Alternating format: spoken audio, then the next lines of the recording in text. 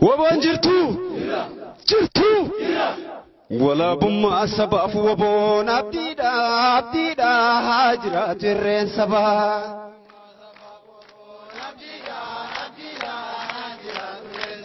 Bilisumma Oromoo wabon abdida hajra tirren sabah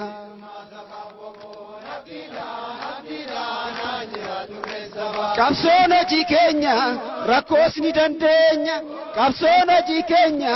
rakkoos ni dandeenya tarreessine keenya seenaa saba keenya abdii saba keenya dhaloota dhufuufis ni taana fakkeenya abdii saba keenya dhaloota dhufuufis ni taana fakkeenya walabummaa sabaaf waboon abdiidha haajira tirreen sabaa